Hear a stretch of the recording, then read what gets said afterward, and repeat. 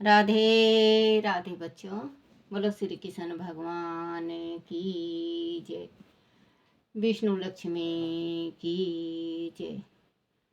अपने अपने माता पिता की जय। अपने अपने गुरुदेव महाराज की जय। भागवत पुराण की जय। भागवत पुराण में 15वां अध्याय जय विजय को सनकादिक मुनि का श्राप। बोलो भागवत पुराण की जय। श्री मैत्रेय जी ने कहा, विदुर जी, दिति को शंका थी कि उसके पुत्र द्वारा देवताओं को कष्ट पहुंचाएगा, इसीलिए उसने योग शक्ति से श्री कश्यप जी द्वारा स्थापित गर्भ को अपनी कोख में ही रोक लिया और 100 वर्ष बीत जाने के उपरांत भी संतान को जन्म नहीं दिया।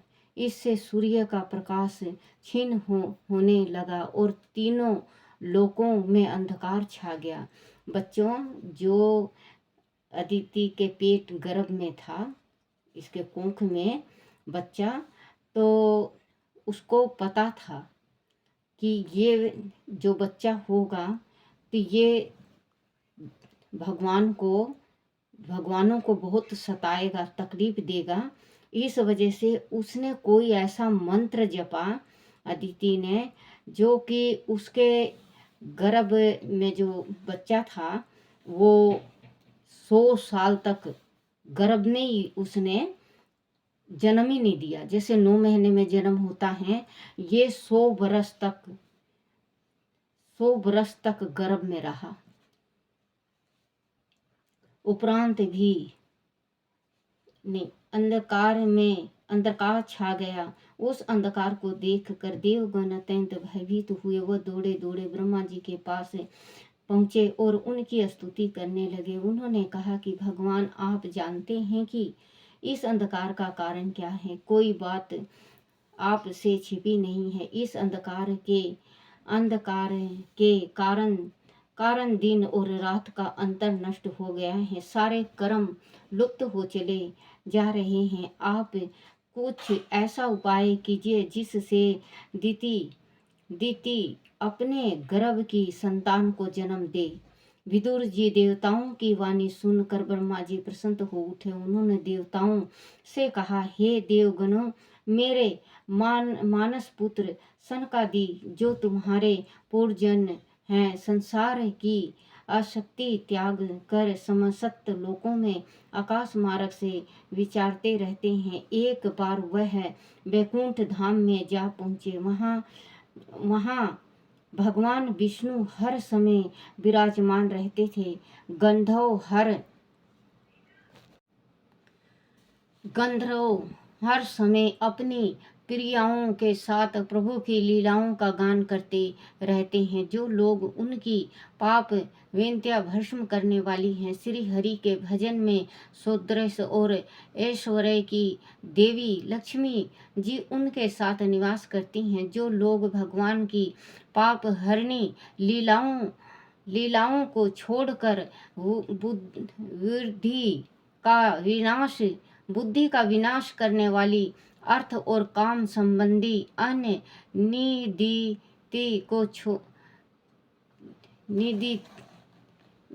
निदित कथाओं का श्रवण करते हैं, वह लोग कभी भी वैकुंठ लोक में नहीं जा सकते।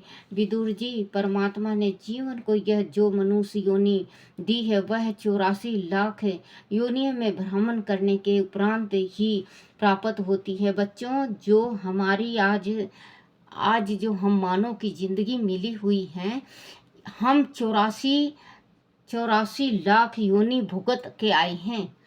ये आप ये मत सोचो कि हमें बस जिंदगी मिल गई इंसान की। 84 लाख जीवन काट के आए हैं, हमारा इंसान की जन्म हुई है, तो हमें भगवान का सेवा सत्कार और भगवान का धन्यवाद अदा करना चाहिए। क्योंकि मानो जोनी बहुत नसीब वालों को मिलता है और बहुत तकदीर से मिलता है। और कर्म धर्म का सवाल होता है। जो कोई धर्मी होता है वो राजा होता है, जो कर्मी बेकार कर्म करके आया है वो निर्धन होता है। इस बात का जरूर आप आजमा के देख लेना। योनियों में भ्रमण करने के उपरांत ही प्राप्त होती है, वह अत्यंत दुर्लभ है। देवता लोग भी इस योनि की चाहना करते हैं, क्योंकि जो देवता हैं वो भी इंसान बनना चाहते हैं कि इंसान हम में भी परमात्मा एक दफ़े इंसान बनाए, जो कि हम पूजा पाठ करें, जो मृत्यु लोक में जो होता है वो हम भी देख के आएं।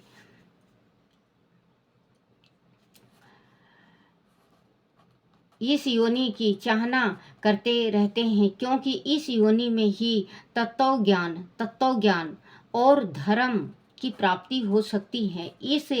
इसे पाकर भी जो लोग भगवान की आराधना नहीं करते, वह वास्तव में श्री हरि की सर्वत्र फैली हुई माया से मोहित होकर अंध पतित होते रहते हैं। देवादिदेव श्री हरि का चिंतन करने वाले लोग मृत्यु भय से सदैव दूर रहते हैं।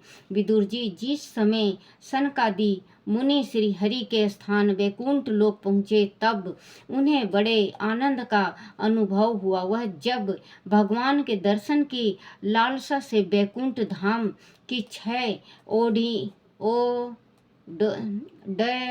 योडियों को पार करके 7वें डयोडी पर पहुँचे, तब उन्हें द्वार पर हाथों में गदा लिए 2 समान आयु के देव श्रेष्ठ जय विजय नामक द्वारपाल दिखाई दिए। वह दोनों सुंदर सुंदर आभूषण से युक्त थे। उनसे बिना कुछ बोले जब मुनिगण डयोढ़ी में प्रवेश करने लगे, तो उन दोनों द्वारपालों ने उन्हें रोका। जब उन द्वारपालों ने उन चारों मुनि कुमारों को रोका, तो प्रभु दर्शन में विघ्न पड़ने के कारण उन्हें क्रोध आ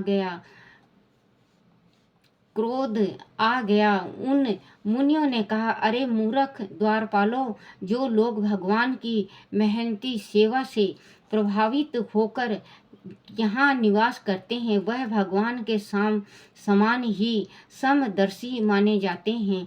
तुम दोनों को भी यह सौभाग्य प्राप्त है, परंतु तुम्हारे स्वभाव में वह विषमता देख कर हमें आश्चर्य हो रहा है। भगवान तो परम शांत हैं, उनका किसी से विरोध भी नहीं है। फिर यहाँ ऐसा कौन है जिस पर शंका की जा सके? लगता है तुम दोनों संत कपटी हो, तभी तुमने हम पर शंका करके हमें रोका है। तुम्हारे मन में यह शंका क्यों उत्पन्न हुई कि हम भगवान का कोई आहत करने यहाँ आए हैं? भगवान श्री हरि तो घट घट वासी हैं, वह सबके हृदयों में निवास करते हैं। वह चराचर ब्रह्मंडल उनके उधार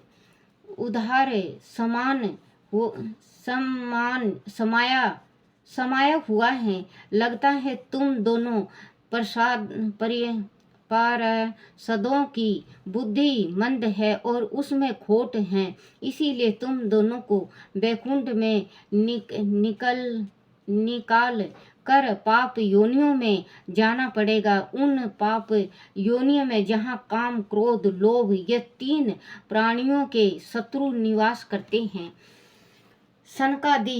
सनकादि मुनियों के कठोर वचन सुनकर दोनों प्रसाद उनके चरण में गिर पड़े और व्याकुल होकर बोले, भगवान हम अवश्य आपके अपराधी हैं। अंत आपने हमें जो दंड दिया है वह उचित ही है, वह हमें मिलना ही चाहिए। हमने भगवान के अभिप्राय को न समझकर उनकी आज्ञा का उल्लंघन किया है। इससे हमें जो पाप लगा है वह आपके दिए दंड से धुल जाएगा, किंतु हमारी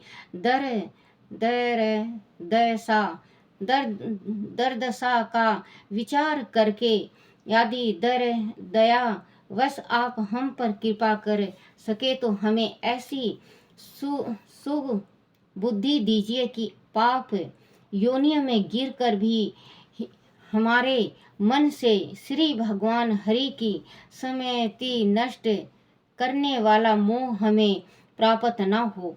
जिनको जो श्राप दिए, ये सनकादि चारों भाइयों ने श्राप मिला इनको, तो ये घबरा गए और डर गए। इन्होंने फट उनके ऋषियों की पैर पकड़ लिया, बोले भगवान आपने जो श्राप दे दिया वो तो श्राप अब हमें लगी गया, लेकिन आप ऐसा श्राप दीजिए कि जो कि हमारे हृदय में भगवान, अगर हम मृत्यु लोक में भी जाते हैं तो हमारे हृदय में भगवान का वास सदा रहे, हम अपने श्री हरि को बाहर ना निकाल सकें। पाप चाहे पुण्य चाहे कुछ भी होता रहे, लेकिन हमारे हृदय में भगवान का जो नाम है वो टिमटिमाता रहे, क्योंकि भगवान के बिना हम बिल्कुल अधूरे हैं।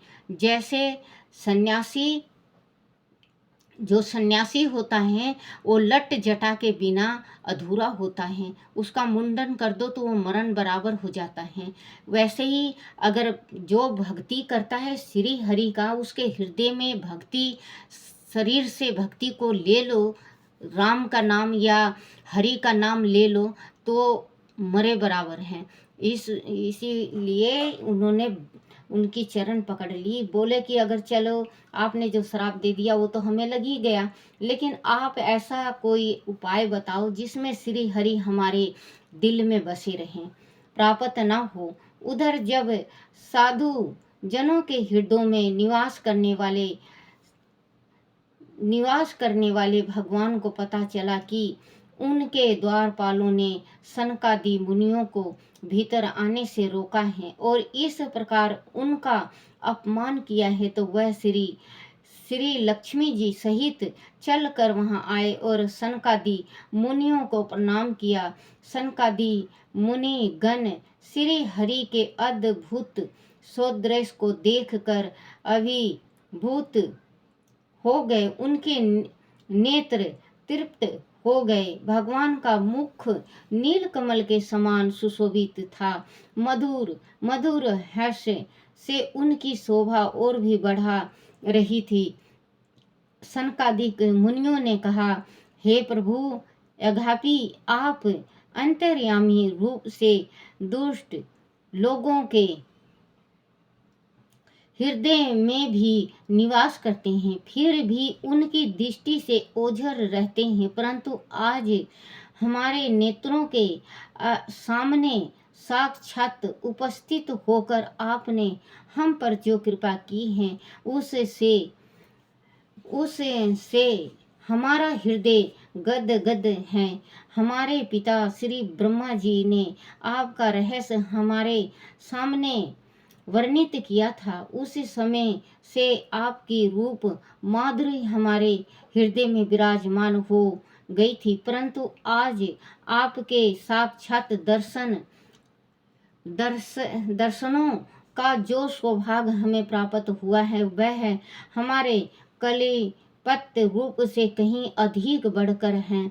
आपकी इस सगुण साकार मूर्ति को भक्त जन राग देश से रहित होकर पूर्ण भक्ति भाव के द्वारा ही प्राप्त कर पाते हैं।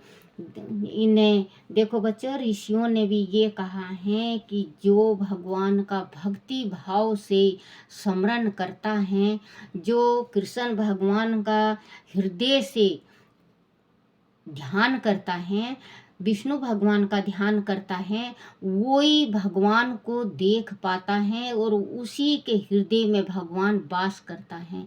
आजकल दिखावा बहुत ज़्यादा हो गया है, कोई अपने हृदय से भगवान का नाम लेता है, नहीं तो इतना दिखावा हो गया है,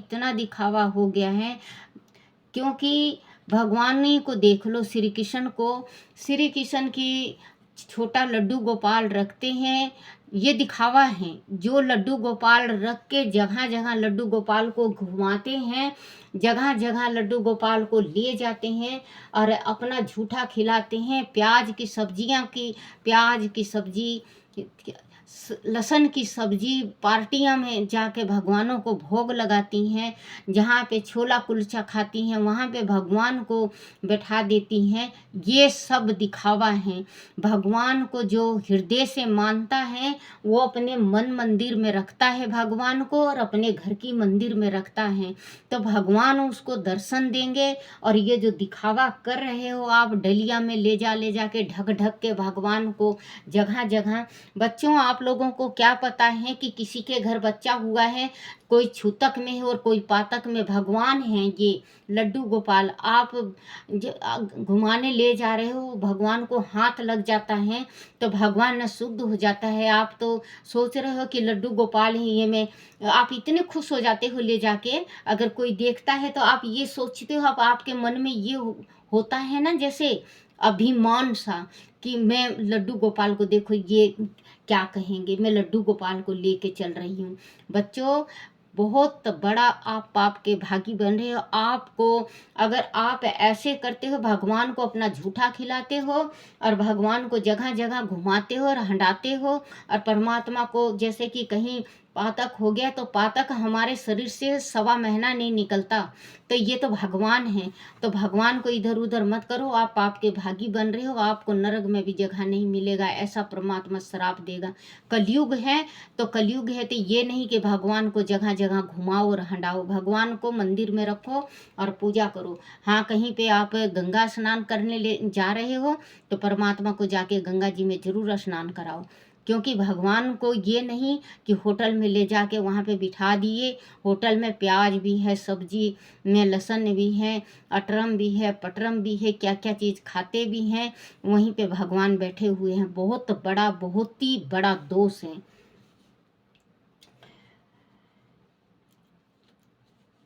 रूप से कहीं अधिक बढ़कर है आपकी इस सगुण साकार मूर्ति को भक्त जन राग देश से रहित होकर पूर्ण भक्ति भाव के द्वारा ही प्राप्त कर पाते हैं। हे प्रभु, आपकी कृपा के बिना इस दर्शनों का सौभाग्य किसी को प्राप्त नहीं होता। आपका सुयश यह अत्यंत कीर्ति नई और सांसारिक दुखों को नष्ट करने वाला है। आपके चरणों में समर्पित हो जाने वाले महाभागशाली रसिक आपकी लीलाओं का बार बार ज्ञान गायन करते रहते हैं। भगवान अघापी हमारा चित्त भोर की भांति आपके चरण कमलों में ही रमन करता है। हमारी वाणी तुलसी के समान आपके चरण राज्य का सदैव स्मरण करती है। हमारे कान आपके सुयस सुधा से परिपूर्ण होते रहते हैं। फिर भी आदि हमारा जन्म कभी पाप योनियों में हो तो आप अपनी समिति से हमें कभी विलग न करें। आपने हमारे नेत्र के सम्मुख यह जो मनोहर स्वरूप प्रकट किया है, उससे हमारे नेत्रों को बड़ा सुख मिला है। आप साक्षात भगवान हैं। हम आपको नमन करते हैं। आप हम पर सदैव कृपा बनाए रखिए। बोलो श्री कृष्ण भगवान की जय। बोलो राधा कृष्ण की जय। हे नाथ नारायण वासुदेवाय, हे नाथ नारायण वासुदेवाय। श्री कृष्ण गोविंद हरे मुरारी, हे नाथ नारायण वासुदेवाय, हे नाथ नारायण वासुदेवाय, हे नाथ नारायण वासुदेवाय, हे नाथ नारायण वासुदेवाय। श्री कृष्ण गोविंद हरे मुरारी, हे नाथ नारायण वासुदेवाय। वासुदेवाय।